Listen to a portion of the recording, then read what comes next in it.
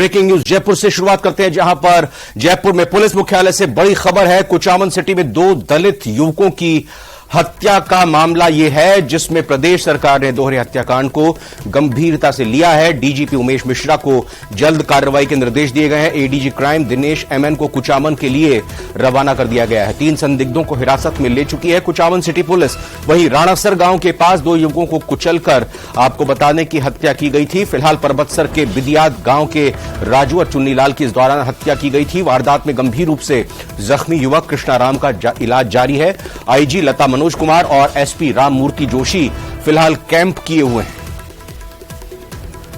तो जयपुर में पुलिस मुख्यालय से जुड़ी बड़ी खबर आ रही है, जहां पर कुचामन सिटी में 2 दलित युवकों की हत्या के मामले में प्रदेश सरकार ने दोहरी हत्याकांड को गंभीरता से लिया है। विष्णु से बात करेंगे। विष्णु, जैसा हमने बताया भी कि गंभीरता से लिया है पुलिस ने और इसको लेकर अब कार्रवाई की जा रही है। विष्णु, सुन पा रहे हैं आप? बोलिए बोलिए। जी बिल्कुल जी, बोलिए विष्णु, बोलिए। हेलो, हाँ बताइए विष्णु। देखिए बिल्कुल कुचामन सिटी के में 2 दिन पहले जो राणासर गांव में दलितों की हत्या हुई थी, उस पूरे मामले को राज्य सरकार ने बहुत गंभीरता से लिया है, क्योंकि वहां पर लगातार धरना प्रदर्शन है वो जारी है। ऐसे में राज्य सरकार के निर्देशों के बाद में अब डीजीपी ने निर्देश दिए, जिसके बाद एडीजी क्राइम दिनेश एमएन आज जयपुर से कुचामन सिटी के लिए रवाना हो गए हैं। और वहीं पूरे मामले में 3 संदिग्धों को पुलिस ने अभी तक आइडेंटिफाई करके, मतलब संदिग्धों को हिरासत में लिया है, उनसे पूछताछ की जा रही है। लेकिन पूरे मामले में चूंकि राज्य सरकार बेहद गंभीर थी, ऐसे में अब एडीजी क्राइम दिनेश एमएन को आज कुचामन सिटी के लिए रवाना किया गया है। वहीं पर इसके पहले आईजी रेंज लता मनोज कुमार, उसके अलावा एसपी राममूर्ति जोशी भी कुचामन सिटी में कैंप कर रहे थे। लेकिन चूंकि मामला बेहद गंभीर था, जहां परबतसर के रहने वाले दोनों जो 3 दलित थे, जो कि मोटरसाइकिल पर सवार थे, सबसे पहले उनको बहुत के साथ में उनकी गाड़ी को टक्कर मारी गई, उनको बार बार कुचला गया और ऐसा कुचला कि उनके जो अंग थे वो भी बिखर गए वहां पर। जिसके बाद पूरे लगातार राणासर गांव में धरना प्रदर्शन चल रहा है। ऐसे में अब राज्य सरकार ने के निर्देशों के बाद आज एडीजी क्राइम को भेजा गया है और वहीं पूरे मामले में 3 संदिग्ध अभी तक पुलिस की हिरासत में है। जी विष्णु, एक संक्षेप में बताइएगा, क्या ये जानकारी मिल पाई है जिन लोगों ने ये वारदात की है, किस तरह की इनकी कोई दुश्मनी थी या किस तरह की इनकी रंजिश थी? कुछ पता चला इस बारे में? देखिए अभी तक कुछ भी पुलिस को पता नहीं चला है कि 3 संदिग्ध जो है उनसे ही पूछताछ जारी है। बाकी कोई भी सुराग अब तक पुलिस को लगा नहीं है। सीसीटीवी फुटेज जो है वो खंगाले जा रहे हैं और पुलिस का दावा है जो सिर्फ खुलासा करे। जी धन्यवाद विष्णु, आपका फिलहाल जानकारी के लिए। अपडेट आगे भी लेंगे आपसे। अलवर से खबर है, जहां पर हथियार तस्कर गैंग का खुलासा किया गया है। हथियार तस्कर सुखदेव सिंह को गिरफ्तार किया है। आरोपी के कब्जे से भारी मात्रा में हथियार बरामद हुए हैं। 11 अवैध हथियार, पिस्टल, मैगजीन, अवैध देसी कट्टे, 16 कारतूस बरामद किए गए। गोविंदगढ़, रामगढ़ समेत आसपास ये हथियारों की सप्लाई किया करते थे। तस्करों से सुखदेव सिंह हथियारों की खरीद फरोख्त किया करता था। अवैध फायर आर्म्स के प्रकरण में पहले भी गिरफ्तार वो हो चुका है और बाज नहीं आया, और एक बार फिर से उसके ऊपर यह कार्रवाई हुई है। जी हां, अलवर की खबर आपको बता रहे हैं, जहां पर हथियार तस्कर गैंग का खुलासा किया गया है और इस दौरान हथियार तस्कर सुखदेव सिंह को गिरफ्तार किया है। आरोपी के कब्जे से भारी मात्रा में हथियार बरामद हुए हैं। राजेंद्र से और जानकारी ले लेते हैं। राजेंद्र, पहले भी इसी तरह के आरोपों में ये पकड़ा गया था लेकिन बाज नहीं आया, फिर से एक बार गिरफ्तारी हुई है। कहां से लाता था, कहां सप्लाई करता था हथियार? जी, ये पूरा मामला भिवाड़ी पुलिस ने खुलासा किया है, जहां पर एसपी करण शर्मा के नेतृत्व में पुलिस की जो टीम थी उसने एक हथियार तस्कर को गिरफ्तार किया है, जिसके खिलाफ दर्जनों मुकदमे दर्ज हैं, जिसके कब्जे से पुलिस की टीम ने अवैध हथियारों को जब्त किया है। सुखदेव सिंह गोविंदगढ़ इलाके का रहने वाला है और लगातार आर्म्स एक्ट में उसके खिलाफ कई कार्रवाई पहले भी हुई है। आपराधिक रिकॉर्ड की बात की जाए तो उसके खिलाफ कई मुकदमे दर्ज हैं। इसके बावजूद ये आरोपी जब जेल से बाहर आता है फिर वो हथियार तस्करी की कारोबार में जुट जाता है। आरोपी को गिरफ्तार करने के बाद में इसके जो चैन सिस्टम है, कहां से वो लेकर के आता है, किस तरीके से ला करके उनको बेचता है, उसको अब पुलिस जो पूरा नेक्सस है उसको तोड़ने की कोशिश कर रही है कि जो ये गिरोह किस तरीके से काम करता है। यूपी से जो हथियार आते हैं और दिल्ली एनसीआर में सप्लाई करता है और किन किन लोगों को अब तक इसने हथियार बेचे हैं, इस पूरे मामले की जांच में पुलिस जुटी हुई है। कि इस बारे में जांच में पता चल पाया है कि क्या ये सिर्फ राजस्थान में ही ऑपरेट करता था या इसके तार बाकी सीमावर्ती राज्यों से भी जुड़े हुए हैं? जी, दिल्ली, हरियाणा और यूपी, राजस्थान, क्योंकि जो भिवाड़ी का जो इलाका है वो वहां से लगते हुए पूरे दिल्ली एनसीआर वाला इलाका है, वहां पर हथियार की जो तस्करी है वो करता है। लेकिन पुलिस पूरे इलाके में कोशिश कर रही है कि भिवाड़ी में जहां से गिरफ्तार किया है वहां से उसको सप्लाई करने आया था। धन्यवाद आपका राजेंद्र शर्मा, फिलहाल अलवर से इस खबर पर जानकारी देने के लिए। और कुचामन सिटी की बड़ी खबर एक बार फिर से आपको बता दें, जहां राणासर गांव में डबल मर्डर मामले में हत्या के विरोध में कुचामन पुलिस थाने के बाहर धरना लगातार जारी है। आरोपियों की गिरफ्तारी और सीबीआई जांच की मांग की जा रही है। थाने के बाहर धरने पर लोगों की भीड़ जुटी रही। वारदात से पहले का सीसीटीवी फुटेज भी सामने आया है। एक होटल पर गाड़ियां लेकर खड़े हुए नजर आए हैं आरोपी, और इन सीसीटीवी फुटेज के आने के बाद जिस तरह से ये घटना घटी है, स्थानीय लोग इसको लेकर आक्रोशित हैं, शंकित हैं, और इसी बात को लेकर वो लगातार अपनी मांगों को रख रहे हैं। कुचामन सिटी के ये बड़ी खबर आपको बता रहे हैं, राणासर गांव में जो डबल मर्डर हुआ है, दरअसल ये शक्ल देने की कोशिश एक्सीडेंट के जरिए की गई, लेकिन माना यह जा रहा है कि हत्या इरादे के साथ की गई है। हत्या के विरोध में कुचामन पुलिस थाने के बाहर धरना लगातार जारी है और आरोपियों की गिरफ्तारी और सीबीआई जांच की मांग की जा रही है। थाने के बाहर धरने पर लोगों की भारी भीड़ जुटी हुई है। वारदात से पहले का, जैसे हमने आपको बताया, कि सीसीटीवी फुटेज भी सामने आया है। हालांकि पुलिस भी इस पूरे मामले में गंभीर दिखाई दे रही है। जैसे हमने आपको बुलेटिन की शुरुआत में खबर बताई कि पुलिस किस तरह से गंभीर दिखाई दे रही है और पूरे मामले की जांच करने के लिए बड़ी संख्या में वहां, या यूं कहें कि बड़े अधिकारियों को वहां पर भेजा गया है। अभी फिलहाल की स्थिति यही है कि आरोपियों की गिरफ्तारी और सीबीआई से इस मामले की जांच कराने की मांग यहां के स्थानीय लोगों की तरफ से की जा रही है, और बड़ी संख्या में वो धरने पर जुट बैठे हुए।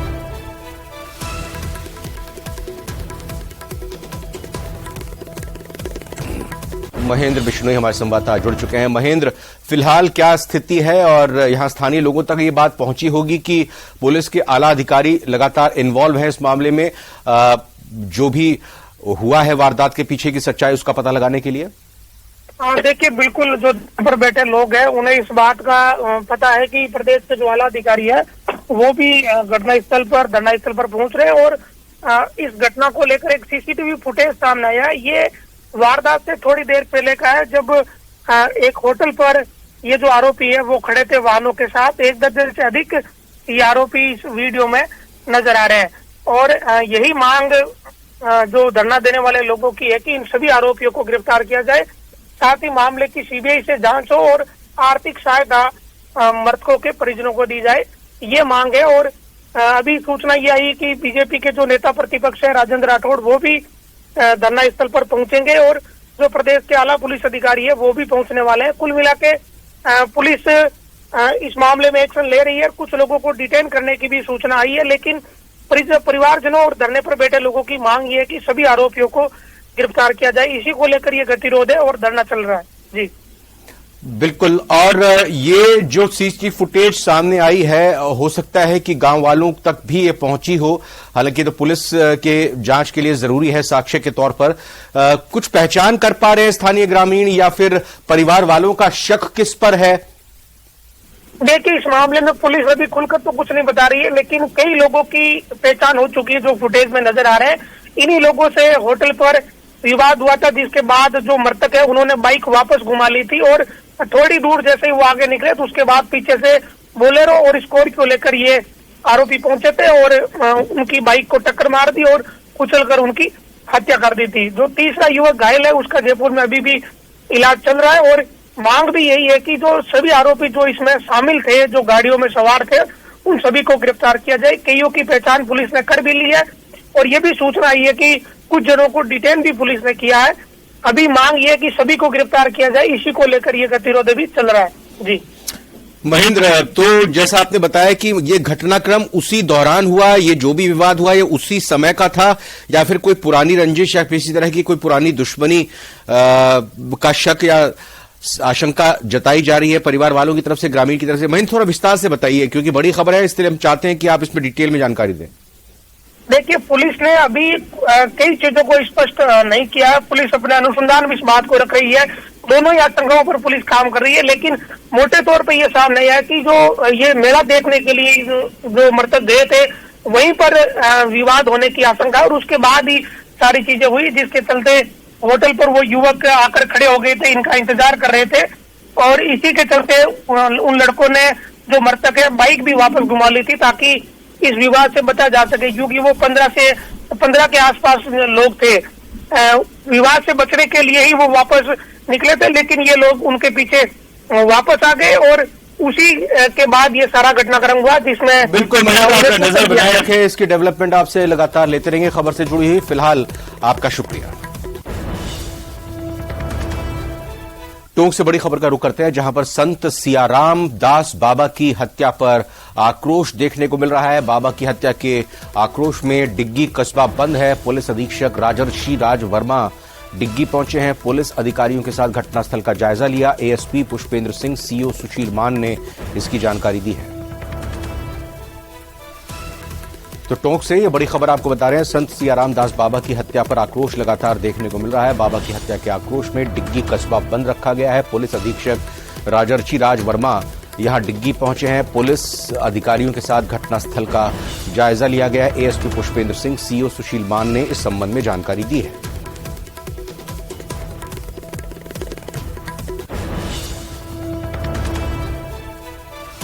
और वहीं डिग्गी मालपुरा में महंत की हत्या पर बीजेपी प्रवक्ता लक्ष्मीकांत भारद्वाज की प्रतिक्रिया भी सामने आई है। उनका क्या कहना है वो भी सुनते हैं। आज फिर शर्मसार हो गया है। डिग्गी कल्याणपुरी में आज फिर एक संत की निर्मम हत्या हो गई। 93 वर्षीय संत सियाराम जी की वहां पर जिस तरीके से हत्या की गई, उनके शव को जिस तरीके से बेकदरी के साथ वहां पर मंदिर परिसर में ही फेंक कर लोग बदमाश चले गए, उससे पता लग रहा है कि राजस्थान की कानून व्यवस्था की स्थिति क्या है। अभी कुछ दिनों पहले कुचामन में संत मोहनदास जी की हत्या हुई। उसके पहले 2 दर्जन से ज्यादा साधु संतों की हत्या राजस्थान में हो चुकी है। राजस्थान पुजारियों के लिए, साधुओं के लिए, संतों के लिए कांग्रेस पार्टी के शासन में काल साबित हो रहा है। आज राजस्थान, एक भी जगह ऐसी नहीं है राजस्थान में जहां पर कोई भी सुरक्षित हो। ना महिला सुरक्षित है, ना दलित सुरक्षित है, ना बच्चे सुरक्षित है, ना साधु संत और पुजारी सुरक्षित है। राजस्थान के कांग्रेस पार्टी के शासन में आज पूरे प्रदेश में अराजकता की स्थिति है, जो एक के बाद एक जो लोमहर्षक घटनाएं यहां पर हो रही है वो उसको दर्शाती है।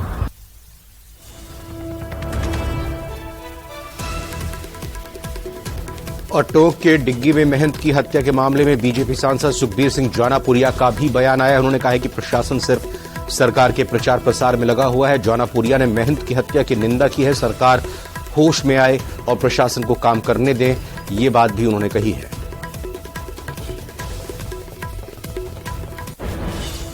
पीछे किसका षड्यंत्र है, क्या चीज है, क्योंकि हम मालपुरा में इतने परेशान हैं कि पिछली बार भी अभी हमारे महादेव के जल चढ़ाने में रोक लगा दी थी।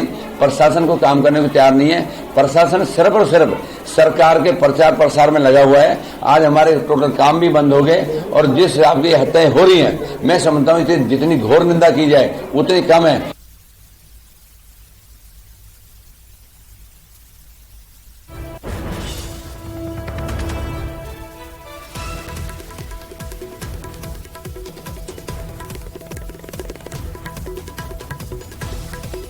तो अब लगातार इस पूरे मामले में बीजेपी के नेताओं के, सांसद के बयान भी सामने आ रहे हैं। वो इस घटना की निंदा कर रहे हैं। दौलत पारीख हमारे संवाददाता जुड़ चुके हैं और जानकारी के साथ। दौलत, अभी पुलिस का क्या कहना है इस पूरे मसले पर? बिल्कुल, इस पूरे मामले में एसपी राजश्री राज वर्मा है, वो मौके पर पहुंचे हैं। पूरी घटना की जांच की जा रही है। हालांकि शव अभी वहीं है। डॉग स्क्वाड की टीम है, वो मौके पर पहुंची है, जो पूरे साक्ष्य जुटाने की कोशिश की जा रही है। और घटना स्थल जो है उससे 500 मीटर का एरिया है, वो बिल्कुल कवर्ड किया गया है। लोगों का आने जाने पर मनाही है। डिग्गी कस्बा है वो आक्रोश में बंद है। नेताओं के बयान है वो आने अब शुरू हो गए हैं। कुल मिलाकर के पुलिस जो है अब कोशिश ये करे कि इस पूरे घटनाक्रम का खुलासा जल्द किया जाए। मैं आपको बता दूं कि 93 ईयर ओल्ड जो है, ये 93 साल के जो महंत है, इनकी हत्या हुई है। सर के ऊपर गंभीर चोट का निशान बताया जा रहा है। कोई धारदार और भारी किसी चीज से मार के हत्या हुई है। उसके बाद से जैसे लोग वहां सुबह पहुंचे, उनको जानकारी मिली और पुलिस मौके पर पहुंची और कोशिश की जा रही है कि इस पूरे हत्या का खुलासा किया जाए। दूसरी तरफ बीजेपी नेताओं के बयान भी अब सामने आ रहे हैं। जी धन्यवाद दौलत पारीख आपका फिलहाल जानकारी के लिए। पाली की बड़ी खबर का रुख करते हैं। एक ही परिवार के 4 लोगों की मौत का ये मामला है, जिसमें मकान में आग लगने से एक ही परिवार के 4 लोगों की मौत हो गई। पूना के पिंपरी चिंचवाड़ पूर्णा नगर की घटना है। डुप्लेक्स मकान की दुकान में सो रहे थे सभी लोग। धुएं में दम घुटने से दुकान की शटर को नहीं खोल पाए। पति पत्नी समेत दोनों बेटों की आग में झुलसने से मौत हो गई। सभी मृतक पाली के केरला गांव के थे निवासी। पूना में ये व्यवसाय किया करते थे और ये दुखद घटना जब यहां पाली में पता चली तो सभी लोग गमगीन हो गए हैं। तो आपको बता दें कि एक ही परिवार के 4 लोगों की मौत हो गई है और पुणे में ये घटना हुई है। मकान में आग लगने से एक ही परिवार के लोगों की ये मौत हुई है। पूना के पिंपरी चिंचवाड़ पूर्णा नगर की घटना है। अजमेर से बड़ी खबर है, जहां पर तालाब में शव मिला है। तबीजी मांगलियावास थाने के पास तालाब में शव मिला है। सूचना पाकर पुलिस मौके पर पहुंची है। शव की पहचान तबीजी निवासी महेंद्र गुर्जर के रूप में हुई है। मांगलियावास थाने में मृतक की गुमशुदगी की रिपोर्ट दर्ज कराई गई है। तो अजमेर की बड़ी खबर आपको बता रहे हैं, जहां पर तालाब में एक शव मिला है। तबीजी मांगलियावास थाने के पास तालाब में एक शव मिला है। सूचना पाकर पुलिस मौके पर पहुंची है। शव की पहचान तबीजी निवासी महेंद्र गुर्जर के नाम से हुई है। मांगलियावास थाने में मृतक की गुमशुदगी की रिपोर्ट दर्ज की गई है।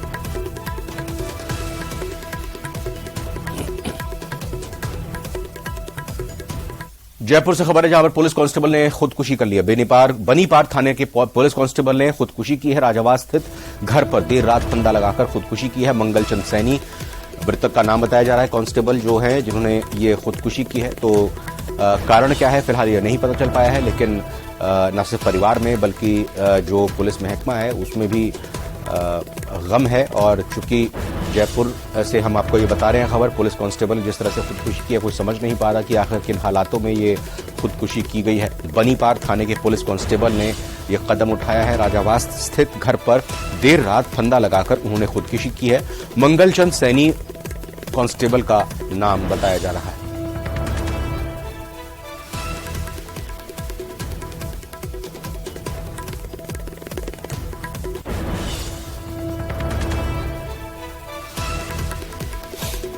तो जयपुर की बड़ी खबर का रुख लगातार कर रहे हैं। पुलिस कांस्टेबल ने खुदकुशी कर लिया। बनीपार थाने के पुलिस कांस्टेबल ने खुदकुशी की है। राजावास स्थित घर पर देर रात फंदा लगाकर खुदकुशी कर ली है। बड़ी खबर दौसा से आ रही है, जहां पर पूजा एक्सप्रेस पर पथराव किया गया है। पथराव में 2 यात्रियों को चोटें आई हैं। एनडब्ल्यूआर और आरपीएफ ने जांच के आदेश दे दिए हैं। पथराव क्यों किए हैं, किस वजह से किए हैं, शरारती तत्व हैं या कुछ और कारण है, ये नहीं समझ में आया। लेकिन जब पथराव किया गया तो कुछ लोगों ने बाकायदा मोबाइल से वीडियो बना ली थी। न्यूज 18 राजस्थान हालांकि इस वीडियो की पुष्टि नहीं करता है। ट्रेन में बैठे यात्री ने ये वीडियो बना लिया है। सर पर कुछ रुमाल बांधा हुआ है इस युवक ने और फिर ये चढ़ने की भी कोशिश, ये ट्रेन से ही एक युवक का आपको देखा कि ट्रेन में चलती ट्रेन से वो उतरा है और फिर उसके बाद पत्थरबाजी इसकी तरफ से की गई है। अभी फिलहाल जांच के आदेश दे दिए गए हैं। इन युवकों का पता लगाने की कोशिश की जा रही है। ये पूजा एक्सप्रेस जिस पर पथराव किया गया है, पथराव में 2 यात्रियों को चोटें भी आ गई हैं। एनडब्ल्यूआर और आरपीएफ ने फिलहाल जांच के आदेश दिए हैं।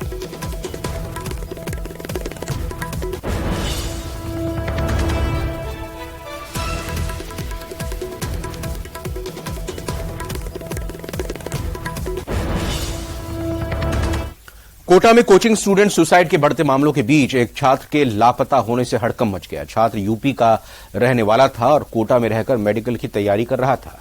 जानकारी के मुताबिक परिजनों ने उससे पढ़ाई को लेकर डांटा था, जिसके बाद से ही वो परेशान था। छात्र ने इसके बाद कोचिंग के लिए जाना छोड़ दिया और मेस में भी आना बंद कर दिया। इसकी सूचना अनंतपुरा थाना पुलिस को दी गई, जिसके बाद पुलिस की अलग अलग टीमों ने मोबाइल के जरिए छात्र को ट्रेस किया। गनीमत रही कि छात्र की समय रहते तलाश की गई, नहीं तो कोई बड़ा कदम भी उठा सकता था। पुलिस टीम की ओर से कोचिंग संस्थान से साइकोलॉजिस्ट को बुलाया गया और छात्र की काउंसलिंग करवाई गई। साथ ही परिजनों को समझा बुझाकर उन्हें उनके बेटे को सौंपा गया। कोटा में सुसाइड केस बढ़ने के बाद राजस्थान सरकार ने इसे रोकने के लिए मनोचिकित्सकों की टीम बनाई है। 3 सदस्यीय टीम 31 अगस्त और 1 सितंबर कोटा में रहकर कोचिंग स्टूडेंट्स की आत्महत्या के कारणों का पता लगाएगी और रिपोर्ट तैयार करने के बाद सरकार को भेजेगी। इस टीम में राष्ट्रीय मनोचिकित्सा के state nodal officer doctor Mahendra Kumar Sharma, Kota medical college में मनोचिकित्सा विभाग के associate professor doctor Vinod Dadia और एसएमएस मेडिकल कॉलेज जयपुर के assistant professor doctor Dharmdeep Singh शामिल हैं। आपको बता दें कि पिछले 8 महीने में कोटा में 23 स्टूडेंट खुदकुशी कर चुके हैं। पाली जिले के जवाई क्षेत्र में एक दिन में पैंथर के 2 शव मिलने से सनसनी फैल गई है। 23 अगस्त के कोटड़ा गांव के लखमामा रोड रपट के पास पैंथर का शव मिलने का एक मामला सामने आया। मंगलवार को यह सामने आया था मामला। शव 10 से 15 दिन पुराना बताया जा रहा था। खाल भी पूरी तरह से गल चुकी थी। शव में कीड़े पड़ गए थे। पैंथर के चारों पंजे कटे हुए थे। जबड़े में 28 दांत की बजाय 6 ही दांत थे। गौरतलब है कि पैंथर पर लगातार खतरा मंडरा रहा है और पिछले 1 महीने में पैंथर के 3 शव मिले हैं, जिसमें तीनों के पंजे कटे हुए थे, मुंह से दांत भी निकाले हुए थे।